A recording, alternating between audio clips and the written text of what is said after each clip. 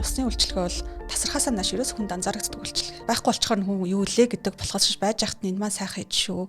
Энийг ариглах юмсан амнах юмсан энэ маань юу болж байгаа лээ гэж ерөөсөө санаа зовдгоо. Өөрөөр хэлбэл ус гэдэг зүйл байхгүй бол усны их усэр хангалттай биш бол хот тэлж чадах уу? Бизнес өргөжч чадах уу? Шинээр бизнес аж ахуйн нэгжүүд байгуулагдаж чадах уу? Та 10 талах үйлдвэрлэдэг байсан бол 15 талах үйлдвэрлэлийг болгож бизнесээ өргөжүүлж чадах уу? Гэдэг энэ асуудал бол ерөөсөй байхгүй болно л гэсэн үг. Та хэд үнэхээр яг хийсэн шиг хийсэн юм байна. Манай эрдэмтэн судлаачид усны салбарын маань за эх 100 жилдээ айхаа аюулгүй боллоо гэж байгаа. Өөрөөр хэлбэл одоо овоо хэдэн үе те өнөө үе бидний дараагийн үе хүүхэд маань Улаанбаатарчууд бидний үр хүүхэд маань айх аюулгүйгээр ингээ усны асуудалтай санаа зовхгүйгээр амьдрах юм боломжтой болж байна. Подкастта байн хамт байдаг та бүхэндээ маш их баярлалаа. Биднэрт ирсэн мэдээлэлээр дийлэнх хоолох үзэгчид маань subscribe төвчлуур дээр дараагүй байдаг учраас бидний нийтэлж байгаа мэдээллийг цаг алдалгүй үзэх боломжгүй байдаг байна. Тийм учраас та бүхнийг энэ аялалд маань нэгдэж манай багийн гишүүн болоод төвчлуур дээр дараад subscribe хийгээрэй гэж хүсэх байна.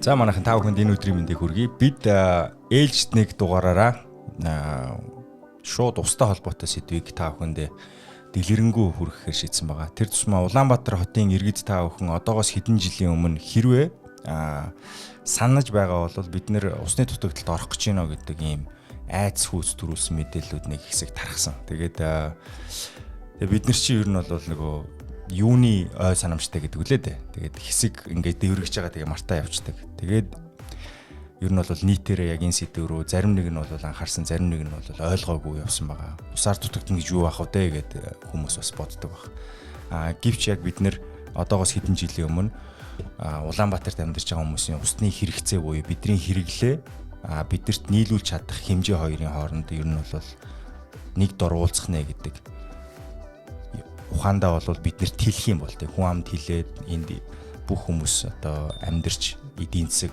хөгжихийн хэрээр хүмүүсийн хэрэглээ тэлэх юм бол бид нарыг хангаж чадах ус дуусах нэ гэж ийм айц үүстэй мэдээлэл гарч ирснийг та бүхэн санаж байгаа.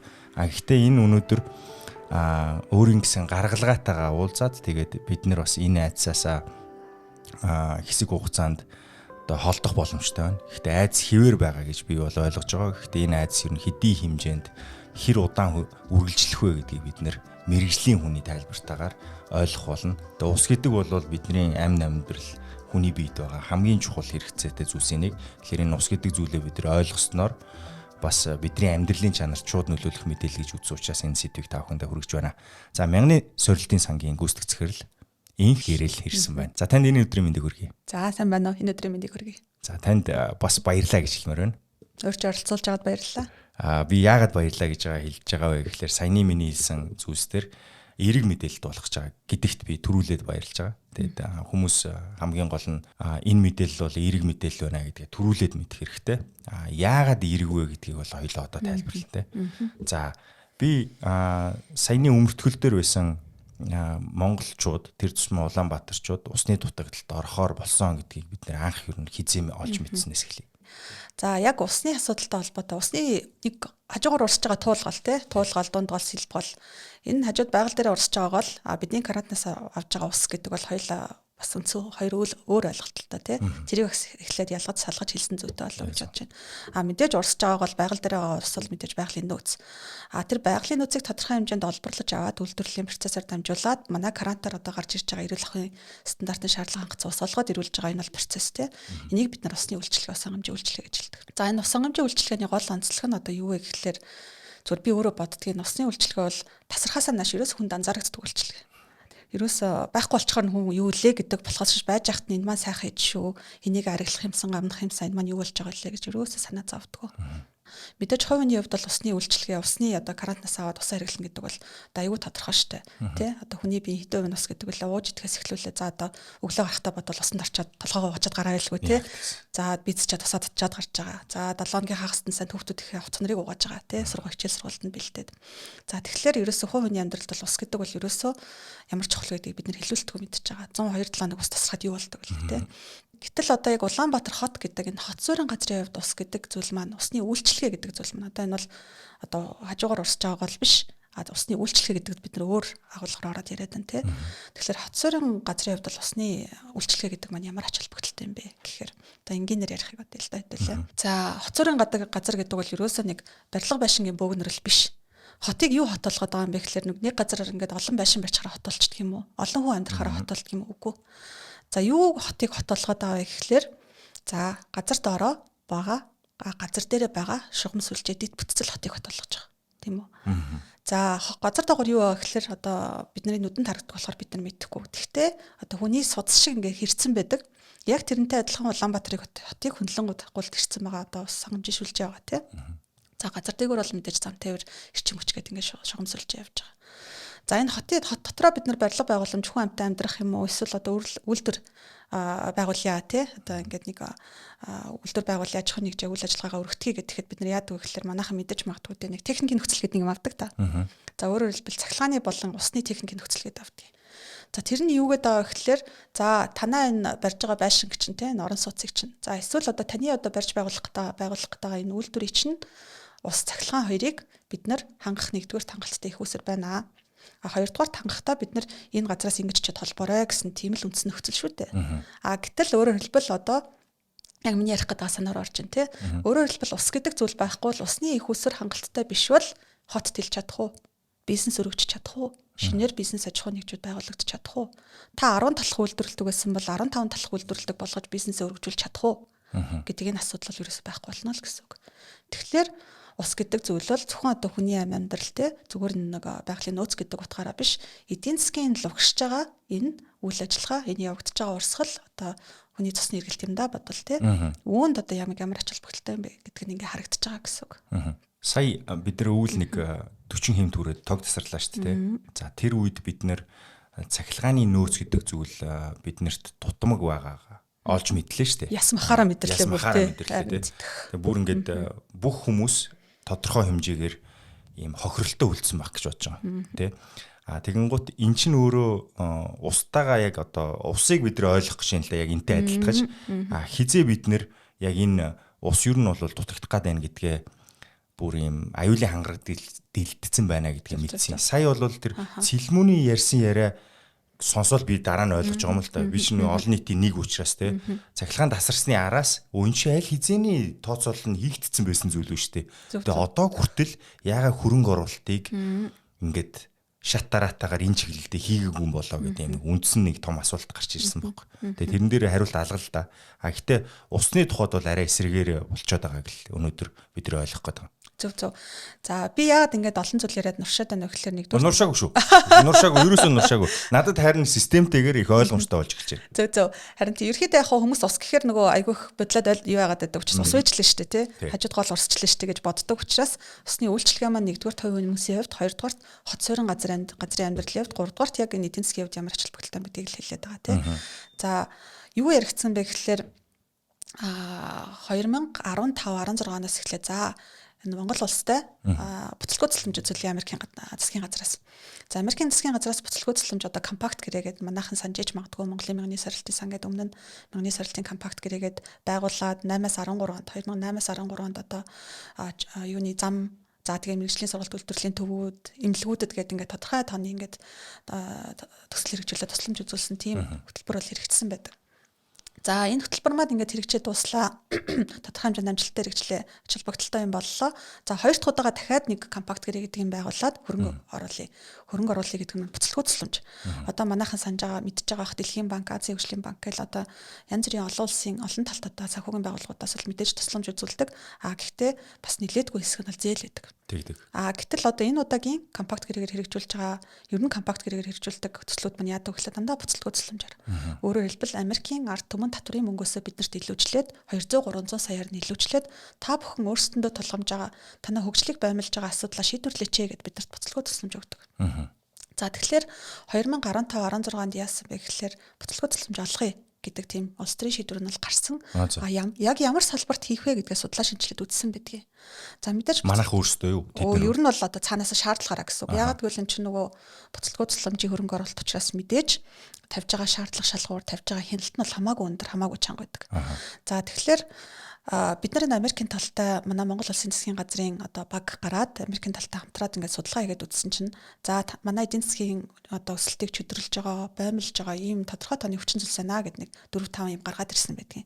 За тэр нь одоо жишээлбэл таймлаад дурдах юм бол за эдийн засгийн төрөлжилт айгу муу байна. Уул уурхаагаас дангаараа хамааралтай байна. За бодлого хууль эрх зүйн одоо хэрэгжилт нь уялдаа холбоо сул байна ч гэдгийг юм гих мэтчлэн те ийм нэг тодорхой тооны зүйл гаргаж ирсний нэг нь бол усны салбар байсан. За энэ дээр бүр юу гэж гарч ирсэн бэ гэхээр ингээд бүр дэлгэрүүлээд судлаад байсан чинь за 2018-19 одоо бараг л 8-9 жилийн өмнөх судалгааг би яриад байгаа гэсэн үг. Тухайд юу гэж гарч ирсэн бэ гэхээр 2020 оны дунд үеэс энэ усныхаа нөөцийг усны их үүсвэрээ нэмэгдүүлэх тарифтай арга хэмжээ авахгүй бол усны эрэлт нийлүүлэлтийн тэнцэхний Улаанбаатар хотын хувьд. Яагаад тухайд Улаанбаатар хотыг онцолж ярьсан бэ гэхээр Улаанбаатар хот бол Монгол улсын нийгмийн эдийн засаг улс төрийн төв. Тэгэхээр одоо Монгол улсын эдийн засгийг 10 компани байна гэж бодох юм бол 10 үйлдвэр гэх юм бол тэр 10 үйлдвэрийн 8 нь Улаанбаатарт байдаг. Тэгэхээр ерөөсөө Улаанбаатарын дэд бүтц Улаанбаатарын одоо эдийн засгийг ярихгүйгээр улсын эдийн засгийг бол ярих боломжгүй байгаа.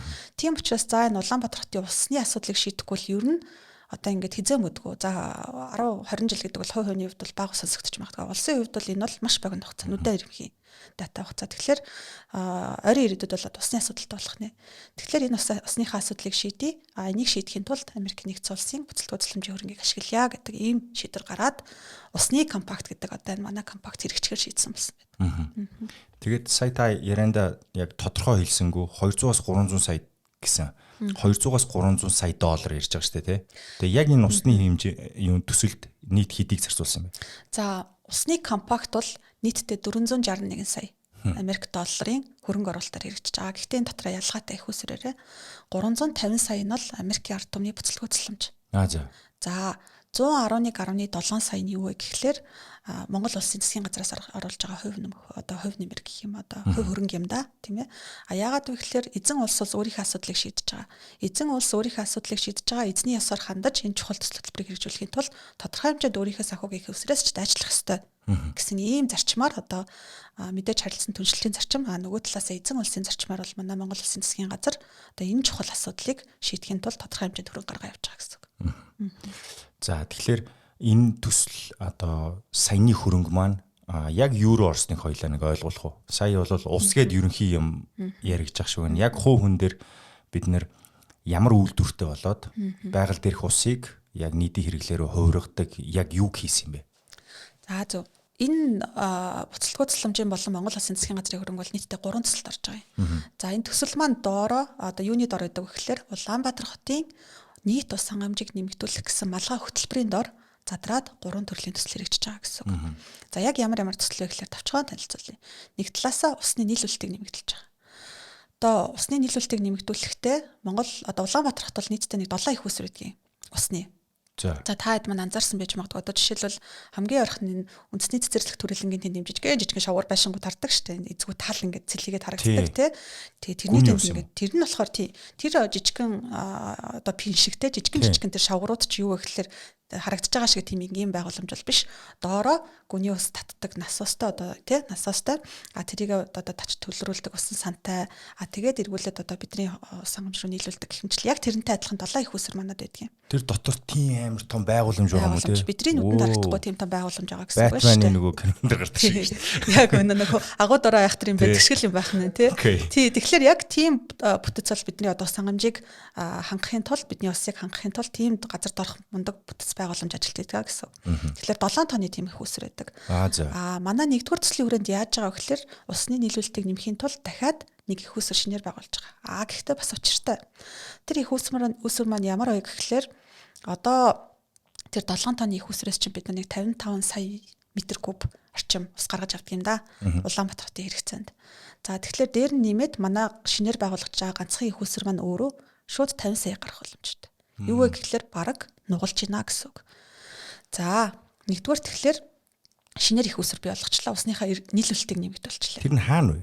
Нууц юм уу? Гү. Манай одоо бас тэр хавар явдаг хүмүүс мэддэг бах нөгөө биокомбинат шугам фабрикийн хавцаа их усрээ байгуулад за тийм их усэр байгуулахдаа бас ганцхан одоо их усрын худгууд байгуулаад зогсохгүй яаж байгаа вэ гэхлээр Монгол улсад анх удаа ургуу осмосын аргаар одоо дэвшилтэт технологиор дэлхийд одоо Сингапур, Израиль гэдэг усны амсгалтай газрууд одоо бараг хаягдл усыг шахуу цэвэрлээд орж байгаа хаягдл усаа дахид цэвэрлээд ашигладаг тийм өндөр түвшний технологитой ус гүн цэвэршүүлэх үйлдвэрийг бас шинээр байгуулж байгаа. Вау. Өөрөөр Тэр нь бас хэлбэл газар дуруу. тэр нь газар дор ш.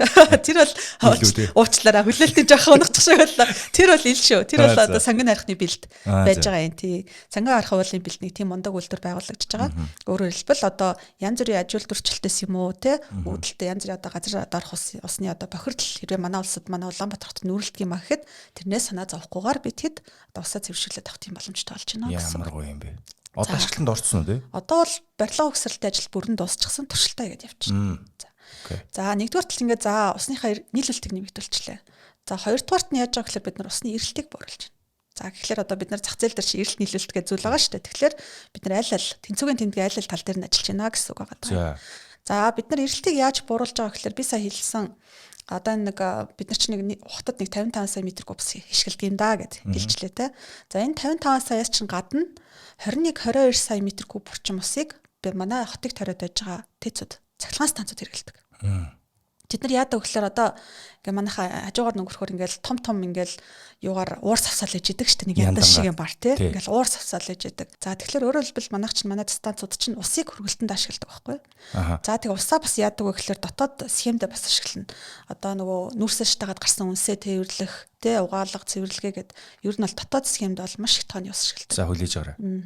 За үзэж байгаа сонсож байгаа хүмүүс та тээцүүдээс гарч байгаа утааг нүүрсний утаа гэж бодож исэн хүмүүс үйл комент хэсэгт би байна гэж бичээрэй за. Саяны утаа чинь нүүрсний утаа биш. Хөргүүрээс гарч байгаа усны уур байсан биз дээ. Нүүрсч байгаа, усч байгаа. Гэхдээ ер нь бол та анзааруулна шүү дээ. Бүдүүн яндан байдаг шүү дээ. Нэг нарийнхан бүдүүн байдаг шүү дээ. А тэр бүдүүнээр гарч байгаа цагаан чинь бол ерөөсөө уур. А хажуугаар гарч байгаа, хажуугийн нарийн яндангаар гарч байгаа жоохон бараанд утаа бол тэр үл ялцчих нүүрс шүү. За. Окей. Тэгвэл өөрөө ялгаад бичээрэй. Тийм байгаа даа. Тэгэхээр яаж байгаа гэхээр тэцэд одоо манайч нэг цахилгаан станцууд чи хэдийг хэрэгэлдэг гэж бодож байна. Ус уу? Аха. За ёстой ямар ч төсөөл алга. Яа 21 22 гээд би сая хэлсэн шүү дээ. Шалгалт аваад байх чаа. Шууд унаанаас. За тэр 55 сая дээр чинь дахиад 21 22 сая метр кубик манай цахилгаан станцууд одоо биднэрт эрчим хүч гаргаж өгөхийн тулд хэрэгэлдэг. Тэр ус нь хаанаас гардаг вэ гэхээр шууд газрын доороос сороод хэрэгэлдэг гэсэн. Өдөрт юм уу? Жилдээ юм уу? За. Жилдээ 21-ээс 22 сая метр куб усыг одоо станцууд маань газар доороос шахаж аваад насостч аваад тэгээ яадаг вэ гэхээр одоо эрчим хүч үйлдвэрлэлд хэрэгэлдэг гэсэн үг. За тэгэхээр бид нар яах гэж байгаа вэ гэхээр Монгол улсад анх удаа энэ цахилгаан станцуудад газрын доороос сорж аваад ашиглаж байгаа усыг дахин боловсруулсан хаягдл усаар орлуулах гэж байна. За манайхан саарл ус гэдэг юм да. Гэхдээ яг техникийн юу нь бол нэр томьёо нь бол буруу юм байлаа. Саарл ус гэдэг бол зүгээр нөгөө айлаас гарч байгаа ус. Бид нар болохоор ямар усыг авах гэдэг гэхээр одоо манай төв цэвэрлэх байгууламж шүү дээ. Айхтар үнэртэй. Айхтар үнэртэй яг зөв. Тэр төв цэвэрлэх байгууламжаас цэвэрлээд гараад ингээ хаяж байгаа уснаас нь бид нар аваад дахиж боловсруулад тэгээд тэр боловсруулсан усаа цахилгаан станцууд руу өгөөд цахилгаан станцууд маань одоо энэ газрын доороос авж байгаа усныхаа тодорхой хэсгийг биднээс авсан тэр дахин боловсруулсан recycle усаар орлуулна гэсэн үг. За ингэж саарл ус биш болчлоо шүү дээ. Ямар ус болчих вэ? За саарл ус биш болчих. Тэр бол одоо дахин ашиглах цэвэрлсэн ус гэдэг нэг тийм ус ингээ гараад ирлээ гэсэн. За бид нар тэгэхээр яаж байгаа вэ гэхээр энэ яг шинэ одоо нөгөө шинэ төв цэвэрлэх байгууламжийн хажууд бид нар waste water recycling plant гэдэг одоо яг энэ дахин боловсруулах үйлдвэр барьж байгаа гэсэн үг. Барьж байгаа ч яг бариад дууссан. Ер нь л одоо ингээ ажиллагаанд орох шах болчихсон байгаа. За тэгэхээр энэ үйлдвэрээ бариад энэ үйлдвэрээсээ 3 дугаар цахилгаан станц, 4 дугаар цахилгаан станц руу шугам хоолой татаад за тэгээд 3 дугаар цахилгаан станц, 4 дугаар цахилгаан станц маань манай одоо энэ дахин ашиглах цэвэрлсэн усыг одоо recycled усыг авснаар жилдээ 14-өөс 18 сая метр куб газрын доорх усыг хэмнэж байна. Вау. Өөрөөр хэлбэл төдий хэмжээний ус манай хотын одоо хойч үеийн ирээдүйн хэрэглээнд зориулагдаад газрын хэвлэлдээ бүрэн бүтээлдэж байна гэсэн үг. За тэгэхээр яаж ийм гэхээр нэг талаар сая хэллээ шүү дээ. Би усныхаа эрэлтийг шинэ их усээр хараад нэмчлээ. Усныхаа нийлүүлэлтийг бид нар шинэ их усээр нэмчлээ. Усны эрэлтийг бид нар нөгөө цахилгаан станцуудаа ус дахин ашиглах байдлаар бууруулчлаа. Тэгэхээр ийм хоёр одоо маш ач холбогдолтой хоёр дэд бүтцийн төсөл бол үндсэндээ хэрэгжээд дуусчихсан. Барилга байгууламжууд бүгд ашиглалтанд байгууламжууд нь баригдаад дуусчихсан, шугам хоолой тавигдаад дууссан. Одоо бид нар туршилт тохируулга хийгээд 3 сар 4 сард одоо ашиглалтанд хүлээлгэж өгөх гэж ажиллаж байна. Конов дараалал юм шүү дээ. Ерөөсөө тийм гэсэн үг тийм. За би 3 төсөл гэж хэлсэн анзаарсан бол тий. За 3 дахь төсөл маань юу вэ гэхээр энэ хоёроосоо дутуугүй ач холбогдолтой төсөл байгаа юм. Юу вэ гэхлээр одоо өрхийн хувьд ч гэсэн айл өрхийн хувьд ч гэсэн аж ахуйн нэгж компанийн хувьд ч гэсэн юу чухал байдаг гэхлээр эдийн юу хүний нөөц чухал, хүн хүч чухал. Одоо санхүү төсөв нөөц чухал, те санхүүгийн тогтолцоо чухал. Одоо өөрөөр хэлбэл боловсон хүчин байх хэвээр, эрүүл сарвал санхүүгийн тогтолцоо байх, төсөв мөнгөнд байх хэвээр, те. Яг түүнтэй адилхан манай усны салбарт за нэг ялангуяа энэ шин дэд бүтцүүд ашиглалтанд орж байгаа энэ үед бол одоо энэ дэд бүтцүүдийг минь аваад явах хүч нь боловсон хүч нь бэлэн байна оо нэгдүгээрт. За хоёрдугаарт энэ дэд бүтц ашиглалтанд орно гэдэг маань өөрөө үйл ажиллагааны зардал нэмэгдэж гарна гэсэн үг. Энэ дэд бүтцүүдийг ажилуулах санхүүгийн тогтолцоо маань бэлэн байна уу? За 3 дахь хөрөнгөний удирдлага өөрөөр хэлбэл илэгдэл хоригдлоо оновчтой тооцоод энэ мундаг одоо шин тутам байгуулагдж байгаа дэвшилт технологитой үйлдвэрүүдэд зориултын дагуу зохисоор ашиглаад ажилуулад явах тийм хөрөнгөний удирдлагын тогтолцоо байна уу? За яг зөв засвар үйлчилгээ. За түүнээс гадна одоо нөгөө чинь жишээлбэл хаягдл ус гэдэг юмыг бид нар хичээж ашиглаж байгаагүй шүү дээ. Ашигладаг болоод ирэхээр эн чинь нөгөө хууль эрхцэн орчин маань бэлэн юм уу? Хаягдл усаа бид нар чи ямар тарифаар тооцож өгөх юм бэ? Тэгээ хаягдл ус гэдгийг чинь зөвхөн одоо эрчим хүч биш, өөр үйлдвэр үйлчилгээний газруудад нийлүүлэх гэх юм бол эн чинь одоо ямар зохицуултаар, ямар стандартаар яаж нийлүүлэх юм бэ? Энийг хин хинаад, хин үнийн тогтоогоод, хин тэрийг хураагаа сууж явах юм бэ гэх мэтчлэн те. Өөрөөр хэлбэл ингээ сайлчин бэлэн болчлаа, савчин бэлэн үү гэдэг энэ бэлтгэлийг хангахын тулд манай 3 дахь төсөл буюу усны салбарын тогтвортой байдлыг хангах төсөл гэсэн sustainability төсөл гэсэн ийм төсөл хэрэгжиж байгаа юм. Зөөлөн төсөл гэсэн үг харцсангуу тий. Тэгэхээр энэ 3 төсөл маань гуруулаа амжилттай хэрэгжээд одоо бол хэрэгжилтийн дундаж хувь 97-98% болцсон явж байна. За бүгд амжилттай хэрэгжээд одоо бид ингээ 3 сард дуусгаад 4 сараас эхлээд одоо засаг төрийн холбогдох байгууллагуудтай хүлээлгэж өгөх бэлдээд ингээ ажиллаж байна. 3 дахь төслийн тухайд энэ бол нэг юм жолооны курс шиг байна шүү дээ. Сургалт байна тий. Зөв. Энэ хэр удаан хэрэгжсэн юм бэ? Одоо ер нь дууссан гэсэн үг үү? 2021 онд компакт гэрээ хүч төгөлдөр болсон юм. Гэдэг нь өөрөөр хэлбэл одоо манай Америкийн талаас тавьдаг маш хатуу шаардлага юу вэ гэхэлэр за буцлагын цэцлэмжийн хөрөнгө өглөө үнийг аваад одоо ингээд сунжраад суугаад байхгүй. Ерөөсөө илүүлчихгүй дутуучгүй 5 жилийн дотор та нарын энийг хэрэгжүүлээд дуус. Дуусгаж чадахгүй бол буцлагын цэцлэмжийн мөнгөө зарцуулж амжихгүй бол үлдсэн мөнгөө бид нэр буцаагаад авна шүү гэдэг ийм нөхцөлтэй байдаг. За тэгэхээр одоо ер нь бол ямар нэлээд одоо галын огтлцолтонд ажиллаж ирсэн ингээ харагдаж байгаа хэрэг тий. Тэгэхээр яг энэ 5 жилийн тооллоор маань 2021 онд эхэлсэн 2026 оны 3 сарын 31-нд дуусна. Тогтвортой байдлын төсөл энэ 3 төсөл маань гуруулаа. Тогтвортой байдлын төслөө ч гэсэн оруулаад аль нь 2021 оноос л идэвхтэй хэрэгжилт эхэлсэн гэсэн үг. За ашгүй. Би зүгээр түрүүний яриан донд нэг зүйлийг тодруулмаар санагдсан. Өнөөдрийн хүртэл би мэдэхгүй л байна л да. Улаанбаатарт хаягдл усаар машин угаадаг газар байгаагүй гэж ойлголоо. Ер нь. Яг уу жижиг одоо нөгөө одоо локальны түвшинд те жижиг одоо нэгдсэн байдлаар биш, нэгдсэн зохицуулалтаар биш. Яг уу тухайн аж ахуйн нэгжүүд байгууллагууд хувь хүмүүс ч гэсэн өөр өөрсдөө санал санаачлагаар ингээд хаягдл усаа дахин ашигладаг тийм сайн туршлага байлгүй яг уу. За та бүхэн сонссон бах дөнгөж сайхан бас манай хувийн хвшлээс одоо жишээлбэл дулааны цахилгаан станцын зориулалтаар арай жижигхэн хамаагүй жижигхэн хэмжээнд бол бас ингээд бас нийлүүлдэг боллоо гэх мэтчлэн энэ тэнд дэлгэрч байна. Монгол улсад хаягдл усаа анх удаа ийм өргөн хэмжээгээр тий large scale гэж яриад байгаа. Ер нь бол large scale нэвтрүүлэх боломж сорийг тавьж байгаа нөхцөл бол анх удаа манай компакт юунд бий болж байгаа гэсэн. За бас нэг чухал тодруулахыг хүссэн зүйл нь тариф тий. Тариф нь ер нь тодорхой болсон байгаа юу? Эсвэл одоо тооцоол нь хийж байгаа юу? Мандуула чи нэг усныхаа мөнгөнд хэдийг төлдөг мэдхгүй юу? Мэдхгүй. Их баг гэдгээл мэдж байгаа. Их баг гэдгээр мэдж байгаа. За маш баг гэдгээр мэдчихэдэг. Орон сууцны айлбал 1 литр усанд төгрөг 30 мөнгө төлдөг. Төгрөг 30 мөнгө төлдөг байгаа. За нэг хүн 100 литр ус хэрэглэлээ гэхэд хэд болох нь тэгээ бодоод үзээрэй те. Өдрийн 100 литрээр ингээд норм ингээд бодоод үзэх юм бол. За энэ төгрөг 30 мөнгө гэдэг энэ тариф бол таны одоо каранта нэгээд усаа авж байгаа энэ үйлчилгээний хүртгийг нөхөд ханаач хүрдэг.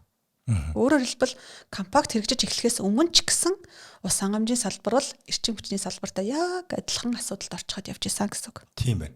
Өөрөөр хэлбэл энэ эрчим хүчний салбарны асуудал ягаад ингээ гинт гараад ирвэ гэдэг чинь эн чинь нэг л өдөр бий болсон юм биш үү? 20-30 жилийн ужигарсан асуудлууд явсаар хагаад ингээд өнөөдөр ийм асуудал төрж байгаа. Усны салбарын хувьд л бас одоо ингэж тартагтан толохгүй байх боломж байна уу гэвэл байна. За яг энэ үндс суурийг л бид нар одоо бас компакт хүрээнд тавьж өгч байгаа гэсэн. Өөрөөр хэлбэл санхүүгийн эрүүл сарвал тогтолцоо бүрдүүлэх. Тарифа нэгдүгürt мэдээж нөгөө үйлчлэгийнхээ өртгийг нөхдөг болох хэмжээнд нь тарифыг аль болох боломжтой хэмжээнд нь одоо зах зээлийн гэж хэлэхэд бас хэцүү. Ер нь бол жаахан эрүүл байдлаар тогтоох. Нөгөө талдаа үнэхээр энэ тариф нэмэгдээд ирэхээр ард олон нийгэмд маань одоо ямар хэмжээний сөрөг нөлөө үзүүлэх дарамт үзүүлэх тийм дарамт үзүүлэх байвал тийм дарамт үзүүлж болзошгүй тэр бодлогоо амдаад эртхэн боловсруулад ард олон нийгмээ хэрэглэгчтэй энэ тариф өсөлтөөс хамгаалахын арга хэмжээг аваач гэдэг энэ ажлыг ч гэсэн компакт хүрээнд бас хийгээд явж байгаа. Тэгэхээр нэг significant мөнгө байхгүй юм байна те. Одоо тариф дээр би зүгээр тэгж л ойлголоо. Цаанаа нь бол би танаас зүгээр хувийн бодлыг ч асуучмаар нэг зүйл дээр. За эрчим хүч энэ ус гэдэг бол хүний анхдагч хэрэгцээний айгу чухал зүйл шүү дээ те. Гэхдээ энийг зарим нэг ус төрчид ярьж байгаа нь энэ бол үнийн бодлогыг нь чөлөөлөөд хувийн хвшил рүү өрсөлдөөний зарчим руу н оруулах ёстой гэж нэг хараад байдаг. Гэтэл тэр лөө ороод цааталт нь үүсэх дам нөлөө нь хэрэглэгчдийн амьдрал дээр ирж байгаа цалингийн хэмжээ болон эдийн засгийн өсөлт чинь тийм өндөр байдаггүй шүү дээ. Тэгэхээр тэр нөгөө нийт хэрэглээнд байгаа энэ суур дэд бүтц анхдагч хэрэгцээний эдгээр зүйлсийн үн нэмэгдчих үед иргэн дээрээ яаж буух тэр та зүгээр хувийн өнцгөөс өөрөө дэд бүтц дээр нь ажиллаж байгаа хүний хувьд би танаас цэвэр хувийн хувь хүний чинь бодлыг сонсмоор байгаа байхгүй. Энэ дээр та хэрхүүл зөв юм бэ гэдгийг. Зөв буруу гэдгийг биш те. Яавал яг энэ зөв юм бэ? Олон улсад яадаг юм бол бас. Зөв.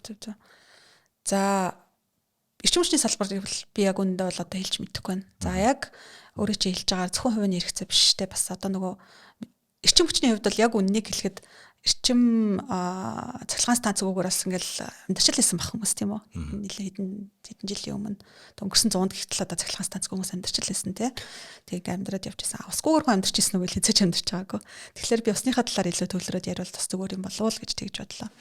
Сая тариф дээр бол хэлж гин за тав байгаа юу гэж тэгж байна. Одоо судалж байна. Одоо судалж байгаа. Ерөнхийдөө яг судалж байгаа гэхээр бид нар тарифын асуудлыг тооцохын тулд тогтолцоогоор судлах хэрэгтэй. Хаана нь яг энэ усны үйлчлэг гэдэг чинь үйлдвэрлэлийн процесс гэж бид нөгөө сайхан хэлсэн шүү дээ тий. Юу ярианыхаа ихэнд хэлсэн. Энэ үйлдвэрлэлийн процесс болгон дээр хаана очиж ямар зардал нэмэгдэх юм бэ? Тэ гэдэг чинь өөрөөр хэлбэл тариф ямар бүрэлдэхүүн хэсгүүдтэйгээр яаж нэмэгдээ тэрийг нь одоо яаж зохицуулах хэрэгтэй юм бэ гэдэг нэлээд тийм дөрвтэй тийм судалгаа хийгдээд явж байгаа гэсэн үг. За усны хувьд бол одоо нэг болохоор шууд зах зээлийн үйлчлэгээ одоо арилжааны бүтээгдэхүүн гэж хэлэхгүй. Ус гэдэг бол хүний анхдагч эрэлт хэрэгцээ, үүнийгээ дагаад хүний анхдагч эрх. Өөрөөр хэлбэл төр байгалвал одоо бие даасан ард иргэдтэй тий ийм бие даасан улс түүнийг одоо хамаардаг төр засаг гэж байгаа бол ард иргэдтэй стандартын шаардлага хангасан усаар хангах үүргийг бол төр өөрөө хүлээж гинэ гэсэн үг.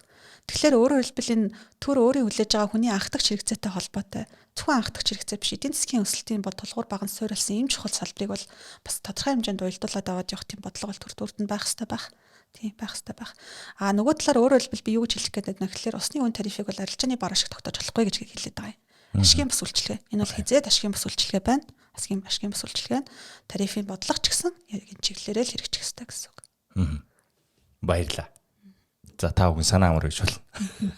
Би ч гэсэн зүгээр яг бит хоёрын л бодол шүү дээ. Гэхдээ энэ бол яг анхдагч хэрэгцээ учраас энийг зах зээлийн зарчмаар нь буюу ашиг олох зорилгоор энийг хийж болохгүй л гэдэг зүйлтэй. Би эрчим хүч дээр ч гэсэн бид нэр тэр голдрол руу шилжих нь зүг байх. Гэхдээ ирээдүйд одоо мэдхгүй яг иргэдийн амьдрал дээр байгаа ачаа тийм хөнгөн гэж би бол одоо бодохгүй байна. Зүгээр энийг бол хэсэг хугацааны дараа тэлээд ирэхин цагт те Монгол улс яг нэг ашигтай ажиллагаараа бүрэн гүйцэд орохын цагт тэрлүүгээ шилжүүл болох л байна. Түүнээс бодол болон зарчмын хувьд буруу гэж байгаа юм биш. Энэ цаг нь биш ээ л гэж. Зөв. Ер нь бол маш багаага энэ тариф чинь өөрөө эргээд юу болоод байна вэ гэхээр энэ усны үнэнд төлж байгаа мөнгө чинь өөрөө усныхаа үйлчилгээний чанар хүртээмжийг хангахад зориулсан зардал байгаа юм.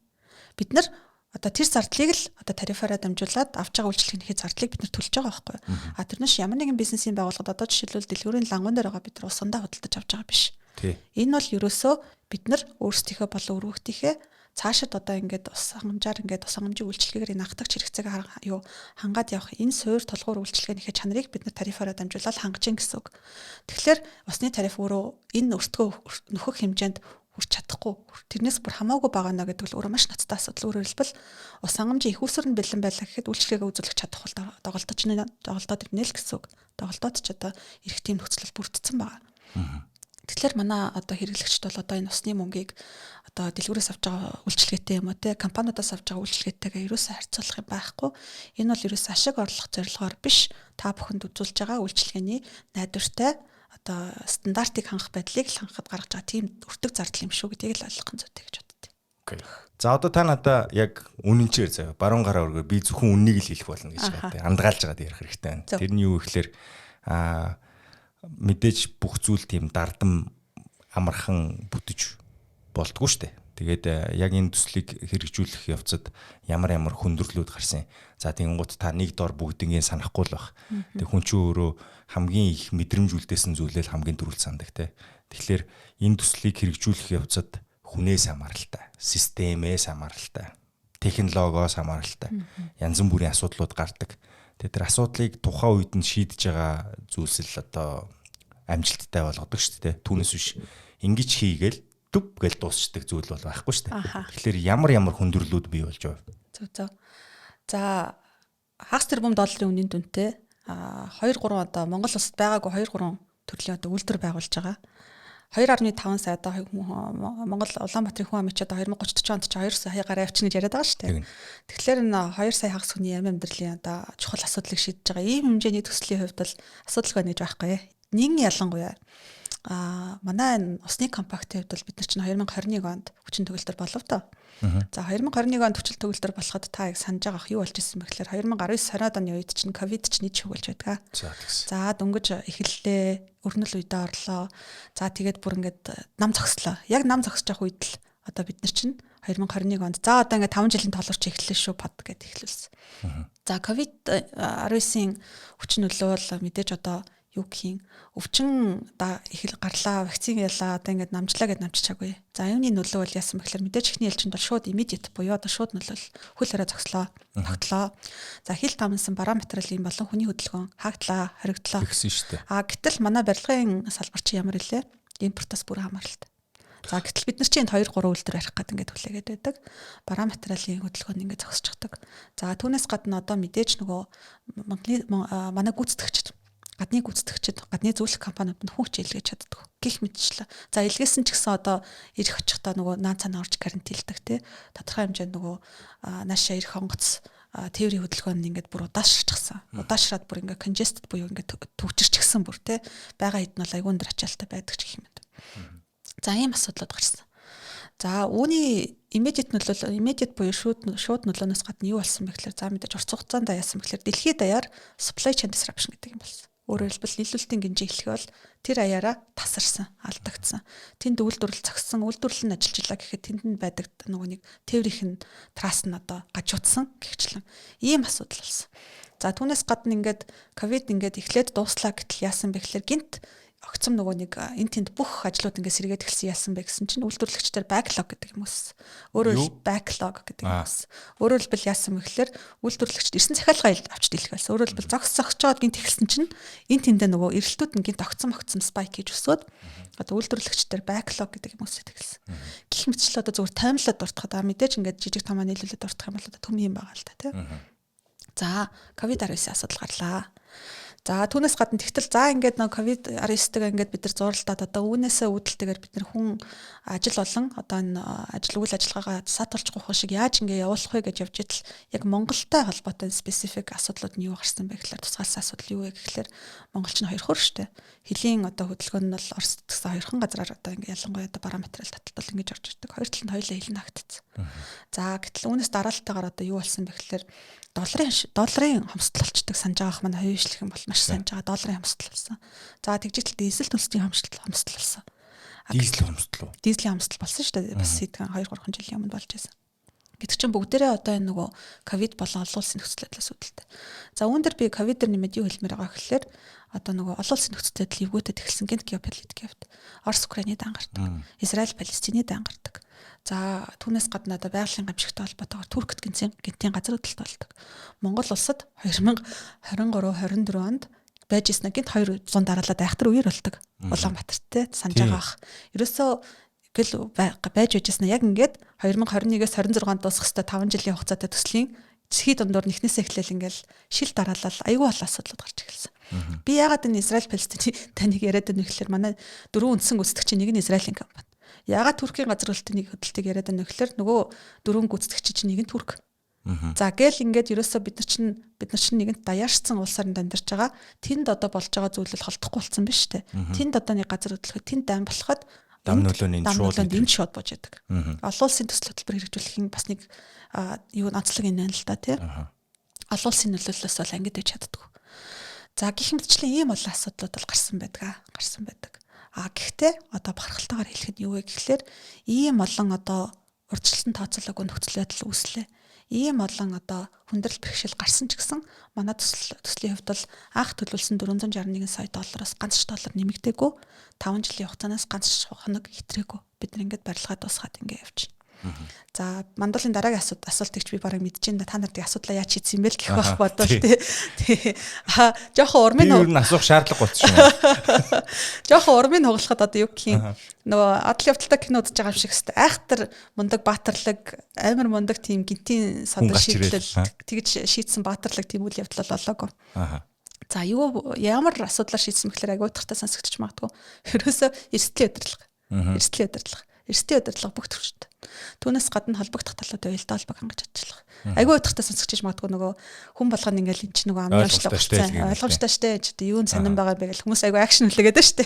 Амар зовлон ярьж ярьжсэн ани чинь тэр чинь нэг баатар гарч ирэл нэг ингээл дэвлэлтэр шийдэх гэдэг. Олон тийм байхгүй.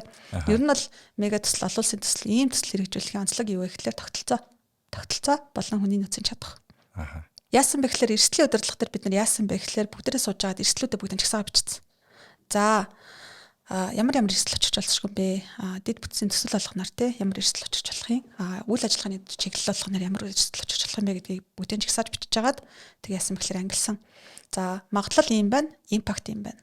Магадлал ийм байна, импакт ийм байна. Одоо үр нөлөө ийм байна те гэж ангилангуудаа тэрийг матрикслаад дараа нь бид нар энэ гол эрсдлүүдэд анхаарч ажиллах хэрэгтэй байх шүү гэдэг үндсэн одоо 10-20 сэтрхгүй эрсдлүүд бол гаргаад ирсэн.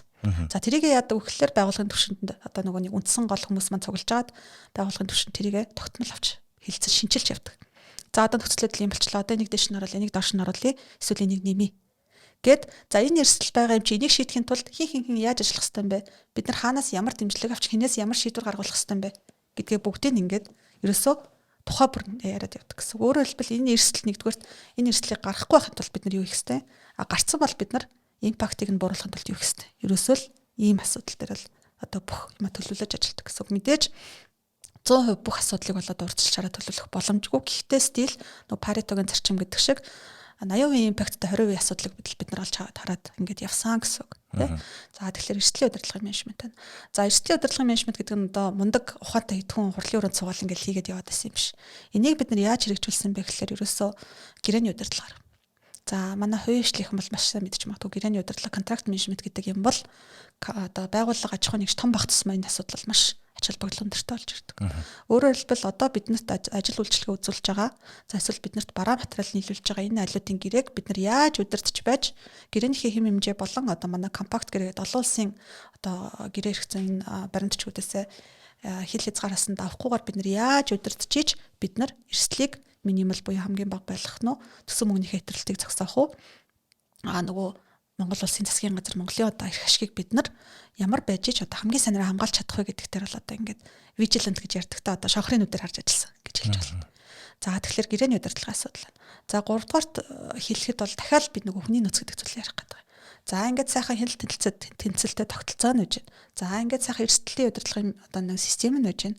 Энэ хардверийг чинь дүүргэж ажиллах софтвер бол ерөөсөө хүн шүү дээ. Хүн. За тэгэхээр энэ хүн буюу энэ софт хүний нөөцийн чадах. За тэгээ хүний нөөцийн ингэж нөгөө уян хатан agile гэж ярьдаг те. Ингэж уян хатан реакц өндөртэй гадны янз бүрийн асуудалд мэдрэг хандаж ингэж ажиллах энэ хурдан шуурхай ажиллахын боломжийг бол мягны саралтаас нь бүрдсэн гэсэн үг. За амлалтаа биелүүлсэн хүннийг хэлсэнд баярлалаа. За зүгээр. За одоо дараагийн хэсэг рүү орж ийн. Үнэн үргэлжлэх ёстой. Тэгээд та бас яг надад шударгаар хариулаарай гэж хүсэж байна. Төсөл эхлэхээс өмнөх үеийн та, төслийн дараах үеийн та өөртөө нэг дүн шинжилгээ хийж үзээд ер нь танд өөрт чинь сургамжтай үлдсэн яг энэ төслөөр өөрөө яг хувийнхээ хувьд сурч авсан скиллүүд, ур чадвар болон магадгүй мартагдчихгүй дурсамж тийм зүйл байвал надад ярьж өгөө. Би бас танаас сураад авчмаар байна л да. За яг фронтд байдаг хүний үед хамгийн дөрвөл сурдаг учраас би бол сая дотор таныг шууд ажилд авмаар л санагдчихлаа. За жоо санаа зовчлаа тий. Би одоо санаа бүү зов. юу гэж хэлмээр. Гэхдээ яг хоо ер нь зөвхөн би биш. Одоо энэ төслөөр мянганы сорилтын сангаар энэ төслөөр дамжаад гарсан хүн болгон болд хэрхэн хатагдсан бэ болсон баг. Яг бол дөнгөж сая би хэллээ. Өчнөө олон бэрхшээл сорилтууд тохиолдсон тий. Яг детальны ярьж ах төсөөлж илаа сая. Тэгээд ер нь бол нэлээд сайн санагдсан юм байна. Тэгсэн байгаа. Тэгэхээр тэр хүмүүст хамгийн одоо за би өөрийнхөө хувьд те ингээд ерөнхийдөө бол мэдээж манай баг бол ингээд маш сайн боловсрсан, маш одоо өргөн хэмжээний практикл болоо одоо гэр хэрэгцэн тийм туршлагатай баг гараад ирлээ. За би зөвхөн өөрийнхөө хувьд бол юу гэж боддог вэ гэхээр ийм хэмжээний ажил хийхэд ямар нэг ажлыг за ялангуяа одоо ийм хэмжээний төвшөлтэй өргөн царвартай ажлыг хийхэд бол альва нэг шатыг бол за энэ нь чухал, энэ нь баг чухал, энэ нь илүү чухал те за хэрэгжилтэн чухал да, эсвэл барилга барих нь чухал да, за бусд нь ч яах вэ гэд тэгж хаях бол ямар ч боломж байдгүй юм байна. Өөрөөр хэлбэл зураг төсөл те за бүрт хэзүү. Хэзүүгийн шатнаасаа эхлээд зураг төсөл, за зураг төсөл боловсруулах, зураг төслийг хянуулах, батлах, за тэгээд энэ зураг төслийнхээ дагуу гэрээ хэлцлээ байгуулах, худалдаа авах ажиллагаа зохион байгуулах. За тэр худалдаж аваад байгуулсан гэрээгээ менежлэх гэдэг энэ үе шат болгон бол ялан нийлнээсээ одоо нөгөө илүү бага ажил бүтэлтэй гэлтгүү маш чухал байдаг юм байна. Тэгэхээр өөрөөр хэлбэл энэ бол хүний одоо тухайн үеийн нэг огцом тийм эрчим биш эрч хүч гэх юм уу огцом тийм хүчин чармаалт биш ерөөсөө 5-аас 10 жилийн маш тогтвортой маш одоо жигд консистенттэй маш тогтвортой маш өндөр хэмжээний тийм нэвтэршил өндөртэй хүчин чармаалт гарч ижил ийм хэмжээний ажил одоо амжилттай хэрэгждэг юм байна гэсэн ийм одоо сургамжил авсан. Тэгэхээр миний хувьд бол энэ бол миний хувьд маш том сургамж. Өөрөөр хэлбэл за одоо ингээд гадны компани хийсэн зураг юм дандаа зүгээр ахаа уу мундаг компани штэ асуудалгүй ахаа гэж хардггүй ч юм уу те. За эсвэл би мэрэгжлийн хүн биш юм чи ингэнэ тэгнэ гэж хаях биш. Ерөөсөө тал болгоны ингээд хизээ мүдэдэл ингээд садраад асгарахад бэлэн байдаг учраас байнга ингээд хамж хайрцаглаж явах ийм шаардлагатай байт юм байна гэсэн ийм сургамжийг л авсан. За хоёрдугаарт юу вэ гэхээр хилцээний ур чадвар. Хилцээний ур чадвар гэдэг би зүгээр ширээний хоёр талд суугаал бижак өмссөн мундаг хүн ингээл мундаг аргумент гаргаад төвшөлхийг хэлж байгаа юм биш. Энэ бол өдөр тутамдаа бид нар одоо улс төр дипломатын арга хэрэгслэр бид нар төсөл хэрэгжүүлж байна гэсэн үг. Яагаад гэвэл энэ чинь Монгол улсын засгийн газар, Америкийн нэгдсэн улсын засгийн газрын хооронд байгуулагдсан олон улсын гэрээ. Тэр олон улсын гэрээ бол энэ төсөл хөтөлбөрийг хэрэгжүүлнэ гэж тохирчихсан гэрээ. Тэр гэрээний хэрэгжилтийг бид нар өдөр тутамдаа олон талын гэрээ хэлцээгээр дамжуулаад хэрэгжүүлж гин гэсэн үг. Зөвлөхүүдтэйгээ гэрээ хэлцээж. За би бүр ярих юм бол байгууллагын удирдлагын хувьд би байгууллагын ажилтнуудтай өдөр тутамдаа negotiation хэлэлцээ дийлигээ явж штэ. Тий. Тэгэхээр энэ бол хүнтэй харилцаа үүсгэж одоо ажиллах. За энэ бол зөвхөн одоо сайн сайхан ажиллаад бай гэсэн үг биш. Нэгдүгürt одоо нэг өөрийнхөө хүлээлтийг тодорхой хэлэх шаардлага тодорхой хэлж тавьж чаддаг байх. Гэх мэтчлэн одоо ингээд нэг өдөр тутамдаа хэлэлцээ хийх чадвар бол ерөөсөө ийм хэмжээний ажил хийхэд маш чухал юм байна гэсэн ийм сургамжийг бол би одоо яг толгойд шууд асуухт чинь бууж байгаа хоёр одоо жишээ бол энэ хоёр л энэ да. Ухуул зөндөл зүйл байгаа. Ухуул зөндөл зүйл байх. Тийм баг. За хоёлаа 3 төслийнхөө хүрээнд хэрэгжээ дуусчлаа. Мэдээж одоо туршилтны явж байгаа. Коноп дараа таслаа. За энэ бол бидний амьдралд шууд нөлөөлөд эхлэх нэ. Тэгэнгუთ хоёлаа ярианы ихэнд ер нь бол нөгөө бидний хэрэглээ болон нийлүүлэлт хоёр тэнцэж байгаа үе ирчихсэн байсан гэдгийг олж тогтоосон гэсэн шүү дээ. Тэгэнгუთ энэ 3 төсөл хэрэгжээд эхэлмэгц бидний нөөц яг энэ Улаанбаатарт амьдарч байгаа иргэдийн цэвэр усны нөөц болон яг одоо саяны таны хэлсэн ашиглалтанд өгөөд бохир усаараа дахин одоо ашиглаж болдог энэ горим руу шилжээд энэ хэлбрээрээ явах хичнээн жилийн баталгаа өгч байгаа. За үйлдвэрлэгчийн баталгаа тийм үү? Зөв. Ойлголоо.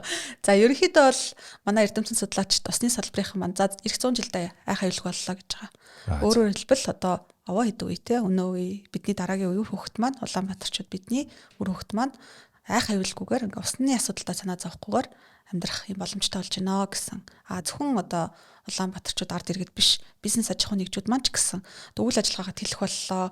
Усны маань их усэр ямар байгаа вэ? Хүрдэг болов гэсэн тийм санаа зовнилгүйгээр нэгдүгээрт явах боломжтой болж байна гэсэн. Хоёрдугаарт би зүгээр жоохон хүний амьдралд арих юм бас илүү зүгээр юм болов гэж бодлоо. Одоо бид нар чинь Улаанбаатар хоттой ингээл дөрвөлийнхаа дунд нэг багталч зайлал амьдарч байна да. Тийм. За.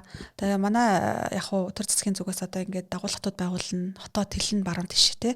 Тэлнэ гэд нэлээд ярьдаг. За ингэж тэлээд амьдрахад бол юу одоо ямар асуудлууд шийдэгдэх вэ гэхээр төвчрэл шийдэгдэн. За гарын бохирдол шийдэгдэн орон сууцчлалт болоод ирэхээр те. Гэх мэтчлийн асуудлууд ярьдаг. Ингийн суурь нөхцөл юу вэ гэхээр мэдээж ус цахилгаан байна шүү дээ. Яг үнтэй адилхан одоо дагуулгат хотууд байгуулъя. Улаанбаатар хотоо тэлье гэхэд бол бид нар одоо нөгөө биокомбинат шүүн фабрикийн авцаа гэдэг чинь Улаанбаатарын баруун тал гэхгүй. Баруун талд одоо ингээд шинэ бүсүүд бий болоод тэлээд явхад бол дахиж одоо усны шинэ их усэр бий болгох нь яа нэ энэ вэ гэж санаа зовох зүйлгүйгээр татаад авах боломжтой их усэр бий болчихж байна гэсэн. Тэгэхээр ерөөсөө бас ингээд цаашдаа зөвхөн одоо эдийн засаг гэл хүний одоо унд ус гэл ингээд ярихаар бас тэр болгон буухгүй жиж магадгүй. Одоо Улаанбаатарын жишээлбэл бидний өдөр тутам тулж нэрвддэг энэ төвчрлийн болон агарын бохирдлын асуудлыг шийдэх үндсэн шийдэл маань үнэхээр одоо хотоо тэлэхтэй сарамжуулах төвлөрлийг сарамжуулах гэж байгаа л яг тэр суурь нөхцөлийг чинь бид нараас уснараа дамжуулаад бүрдүүлчлээ шүү гэж ингэж хэлмээр байгаа юм.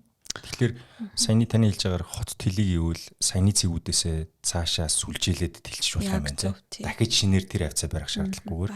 Ер нь бол нөгөө их усрээсээ татах одоо арай жижигтэр шугам болоо тий илүү наривчлсан шугам сүлжээгээ манай хот жишээлбэл хаашаага яаж хөгжмөр байгаа юм. Хаана ямар хідэн хүнтэй хинтэг хүний багтаамжтай одоо сөрчлөмс бий болох юм. Тэр тооцоогоо хийгээл тэгэл татаад явчихна гэсэн үг. Та бүхнийг энэ гурван төслийг хэрэгжүүлж явах явцад манад байгаа үндсэн одоо байж исэн суур дэд бүтцэн одоо хэцүү сорилтуудтай тулгасан уу? Ер нь бол магадгүй нэмж яг танаа үйлдвэрт хийсэн төсөлт чинь зориулж шинээр шугам татах шаардлагууд бий болсон ч гэдэг юм уу? Зөв болсон болсгүй яах вэ? За яг юуны хувьд гэх юм бол би хоёр талаас нь ярих гэж бодож байна. Нэгдүгээрт одоо барилга байгууламж манай төслийн барилга байгууламж дэд бүтц бий болоход одоо байгаа барилга байгууламж шугамшилжинд өргөтгөлийг шаардлага гарсан уу нэгдүгээрт. Хоёрдугаарт одоо манай барилга байгууламж үйлдвэрүүд бий болсонтой холбоотойгоор өргөтгөлийг шаардлага гарч ийн үү гэсэн. За тийм хоёр талаас нь одоо ярьчих гэж бодож байна. За нэгдүгээрт бол яг энэ дагалдах дэд бүтцийг байгуулах энэ асуудал дээр бол Монгол Улсын засгийн газар маш хариуцлагатай хандсан. Чи үнийг хэлэхэд за одоо ингээд үйлдвэр байгууламжууд жишээлбэл нөгөө манай усгүн цэвэршүүлэх сонгон тарихны бэлдэрж байгаа гэсэн шүү дээ. Тэр үйлдвэрийг байгуулахад бол цахилгааны манад бол яг манай үйлдвэр манай их усөр зориулаад дэд станц барьсан. Гихчлэн үүнтэй холбоотойгоор шугам хоолойг татсан. За тэр үйлдвэрт шаардлагатай дулаан хангамжаар хангах шугам хоолойг бас татсан.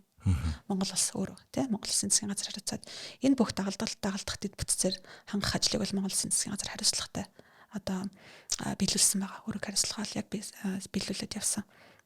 За шинэ дэд бүтцүүд за жишээлбэл усгүн цэвэршүүлэх үйлдвэр бий болсноор яах вэ гэхлээр за яг одоогийн байдлаар бол энэ усгүн цэвэршүүлэх үйлдвэр бүрэн хүчин чадлаараа ажиллахад яг тэр бүрэн хүчин чадлаараа ажиллаад гарах усыг бол хүлээж авах хэмжээний одоо дэд бүтцэл одоохоно манад байхгүй тодорхой хэмжээг л хүлээж авна. Яагаад гэвэл эн чинь энэ манай үйлдвэр чинь өөрөө ирэх 50 100 жилийг харж байгуулагдаж байгаа үйлдвэр эрэлт маань ихсэх тусам үйлдвэр маань үйл ажиллагаагаа улам өргөжүүлээд одоо хүчин чадлаа нэмэгдүүлээд явах юм модулаар одоо зардалт маш хэмнэлттэй гэсэн үг. Өөрөөр хэлбэл эрэлттэй тааруулаад үйл ажиллагааныхаа зардлыг бид менеж хийх боломжтой гэсэн үг байна шүү дээ.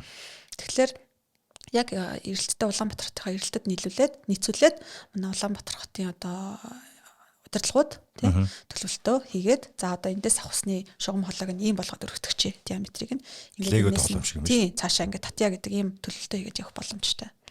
За хаяг талаас дахин боловсруулах үйлдвэрийн хувьд бол би сая хэлсэн үйлдвэрээс цаашаа цахилгаан станц 3 4 дугаар цахилгаан станцаар шугам хоолой татцсан байгаа гэдэг.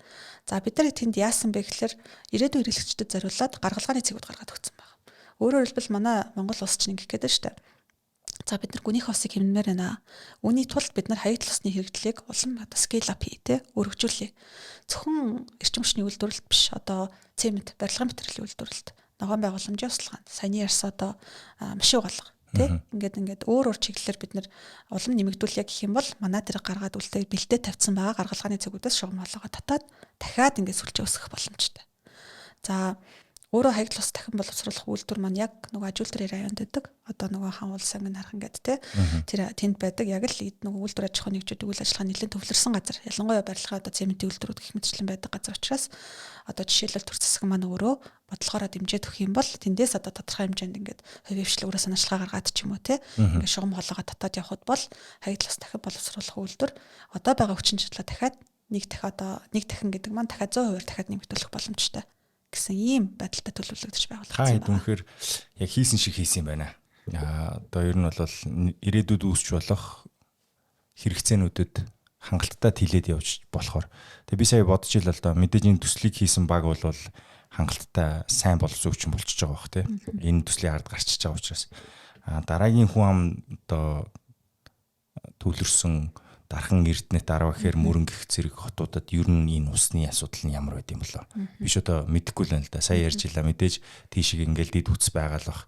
Усны нөөц бол байдаг л бах. Гэхдээ гол нь яг ийм саяны шин тутам үүсэж байгаа технологиг ашиглажсан саарл усаа дахин цэвэршүүлэх боломжтой ш гэдэг юм уу. Энэ зүйлс нь ямар байдгийг мэдэхгүй байна л да.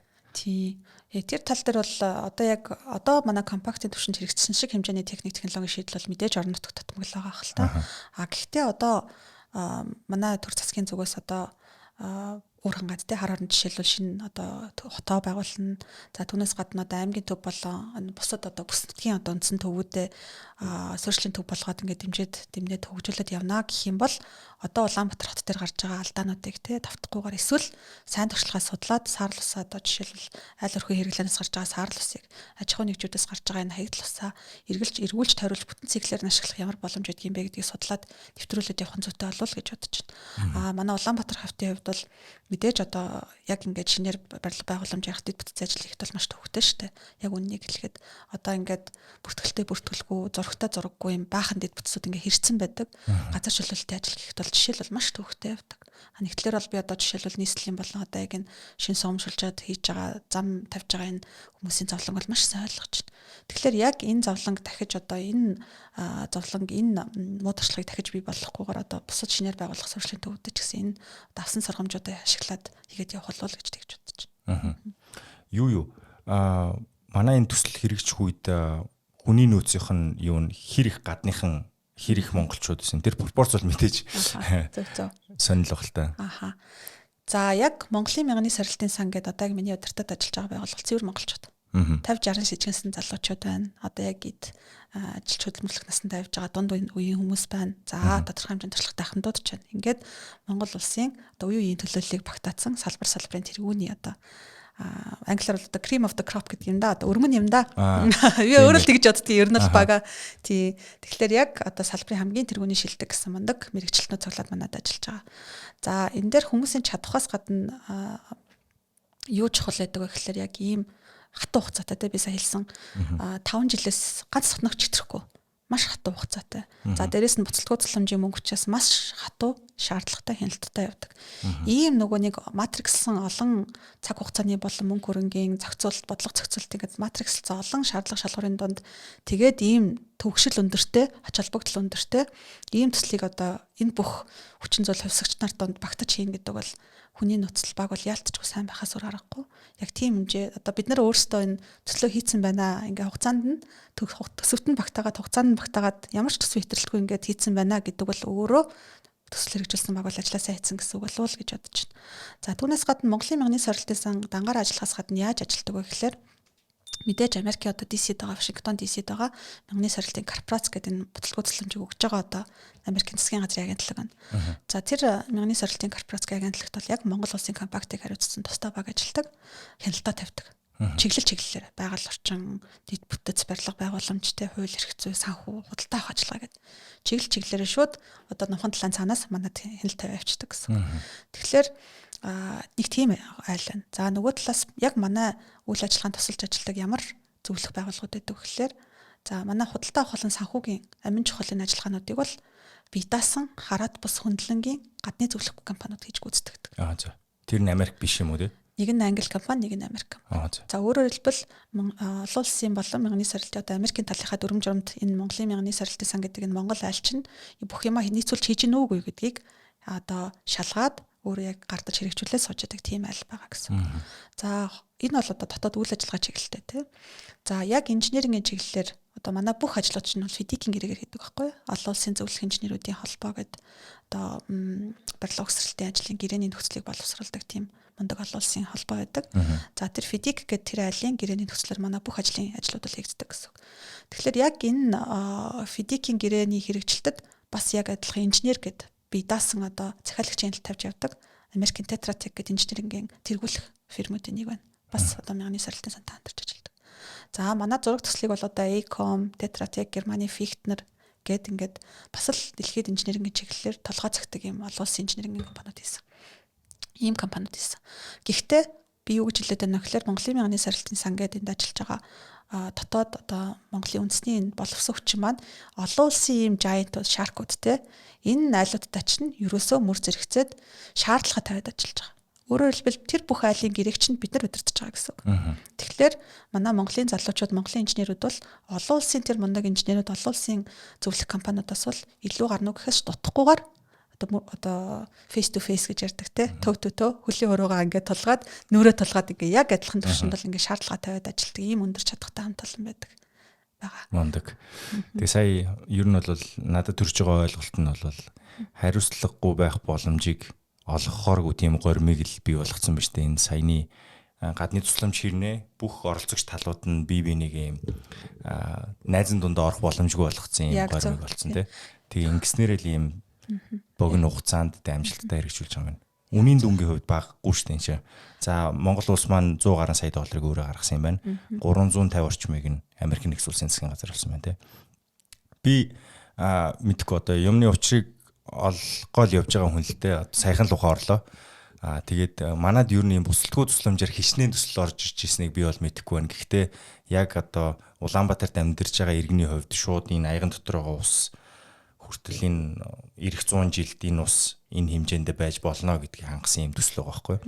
Тэгээд та зүгээр сонирхуулаад хэлэхэд биднэрт ийм яг ийм бусдалгүй тусламжаар хүн амын яг энэ дийлэнх хоолонгот нь хүртээмжтэй ийм төслүүд таны ой тонд ер нь ямар төслүүд байдаг вэ? За яг үннийг хэлэхэд сүүлийн 30 жилтэй 90-ад оноос хойш л буцалгүй тусламжаар тамтай ингэж манай одоо улсын ард түмэнтэй Улаанбаатарчуудын нийт Улаанбаатарчуудын хэмжээнд ингэж хүрэхээр хэрэгжсэн төсөл том багалах 90-ад оны ихээр бол мэдээж одоо цахилгаан станцууд дээр бол маш том өргөтгөл маш том ажлууд бол хийгдсэн. Одоо жишээлбэл Япон гэх мэтчлэн манай 3 дахь хөршүүдийн тусламжтайгаар тийм ажлууд бол хийгдсэн баг. Тэгээ үүнээс өөр ийм дөрвтэй хэмжээний буцалгүй тусламжаар үндсэн суурь асуудлыг хөндөж хийсэн ийм томоохон дөрвтэй хэмжээний төсөл бол бас харьцангуй бага юм болов гэж би тэгж бодож байна. Мэдээж өмнөх компактыг бол бас оруулах хэрэгтэй. Өмнөх компакт чинь 280 сая доллар байсан шүү дээ. 2008-аас 13 онд хэрэгжсэн компакт бол 280 сая доллар бас баггүй баггүй хэмжээний мөнгө гэсэн. Тийм ээ. За би ер нь бол устай холбоотой яг төслийн хэмжээнд хувь хүнийхээ өнцгөөс ойлголтоо бол авчлаа.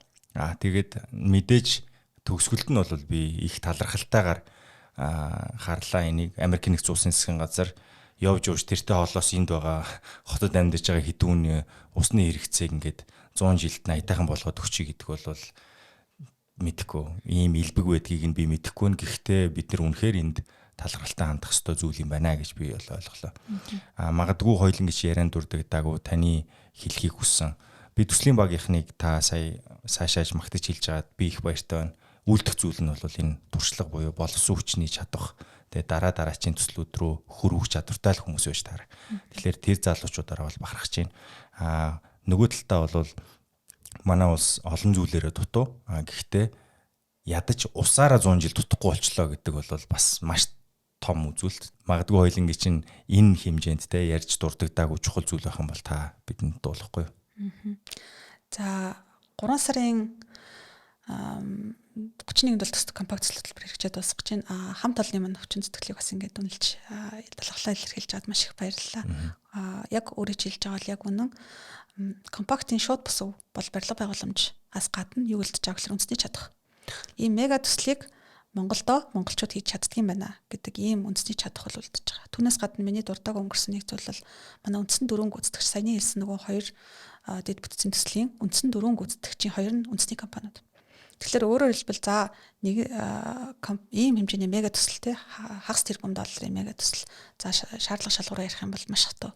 Ийм хагас тэрбум долларын мега төслийг монголчууд нэгдүгээр удирдаад аваа явчихдаг. Хоёрдугаар ийм төслийн дор хэрэгжиж байгаа дэд бүтцийг барьж байгуулад явчихдаг.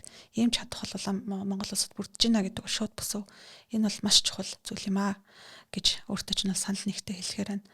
Бид 3 сарын 16-нд хаягдлаас дахин боловсруулах үйлдвэрийнхээ нээлтийг хийх гэж байгаа. За түүнээс гадна одоо шатаратаа бэлтгэлээ хангаж агаад 4-5 сарын хавар мөн усгын цэвэршүүлэх үйлдвэрийнхээ нээлтийг хийх гэж байгаа. За ингээд нээлтээ хийгээд бид нар одоо ашиглагч байгууллагууд Монгол Улсын засгийн газартаа энэ сайхан үйлдвэр байгууламжууд бол хүлээлгэж өгөөд за Улаанбаатарчуудын маань мэдлэлт бол шилжиж байна гэсэн үг шүү дээ. Ер нь бол тий. Тэгэхээр ийм одоо хаалтын ажлууд бас хийх гэж байгаа шүү гэдгийг дуулгах гэнцэтэй байна. За манайхаа ер нь өнөөдрийн ярилцлага энэ хүрээд өндөрлөж байна. Тэгээд та бүхэн анзаарсан бол хоёр орны стратегийн түншлэлийн хүрээнд төсөөл хэрэгжээд улмаар та устдаа 100 жил амьдрахаар болчлоо. Тэгээд ийм энгийн сонсогч байгаа боловч цааталт нь ямар олон зүйл байдгийг бид нар нэлээд илэрэнгүй сонслоо. Тэгээд заримдаа бид нар яг нэг сэдвийн хүрээнд ярилцаад нэг хүнд яг амьдралд нь буух, тэг хэрглэж болох үс мэдлэгийг хуваалцсан одоо дугааруудыг бид нар хайдаг. Энэ удаад та магадгүй тэрийг олж аваагүй юм шиг санагдсан байж магадгүй. Би гэхдээ танд ямар мэдрэмж төрж байгааг тааж мэдэхгүй. Гэхдээ би хувьдаа өөдөөсөө хараа сууж байгаа хүн болгоноос ямар нэгэн зүйлийг сурч авдаг учраас би энэ ярилцлагуудыг хийхдээ хизээч ядардаггүй. Тэрнтэй ижилхэн би танаас юу хүлээдэг вэ гэхээр таны амьдралд энд яригдсан зүйлс хэрэг болоод таны амьдралын чанар сайжрахад багч гисэн тусдын болоосоо тэгээд таны жаргалтай өдрийн тоо, зовлонтой өдрийн тооноосоо олон байгаасай л гэж бид нар хүсдэг. Тэгээд та жаргалтай байх юм бол эргээд би жаргалтай байна. Учир нь бид нар бүгд бие биенээсээ харилцан хамааралтай амьдарч аж байдал маань өрнөдөг учраас Улаанбаатар хотын усны сэдвээр бид нар ярилцаж танд айц байх хэрэггүй юм байна гэдгийг ямар нэгэн байдлаар шинжлэх ухааны үндэс суурьтайгаар ингээд тайлбарлах гэж оролдлоо. Тэгээд энэ нь бол үнэн. Тэгээд эцэст нь гэж хэлэхэд мэдээж энэ мэдээллийг дан ганц өөртөө битгий үлдээгээрэй. Бусдад хуваалцаарай. Тэгээд энэ сэдвээр ярилцаарай. Коммент хэсэг ч гэсэн асуулт байх юм бол бичиж болно. Бид нар хаяа хариулцдаг. Хаяа амждаг. Тэгээ өөр амьдрал бас тэнд явах хэрэгтэй шүү дээ. Сошиал дээр бүх юм байхгүй. Тэгээ танд жаргалыг хүсье. Дараагийн дугаар хүртэл баяр таа. Зочиндоо маш баярлалаа. За баярлалаа. Та бүхэнд хүргэж байгаа подкаст таалагдсан гэдэгт итгэлтэй байна. Хэрвээ та манай баг хамт олныг дэмжиж энэхүү аяллыг улам илүү өргөжлүүлэхийг хүсэх юм бол доор дурдгдсан байгаа банкны дансаар хандив үйлгэх боломжтой шүү. Танд баярлалаа.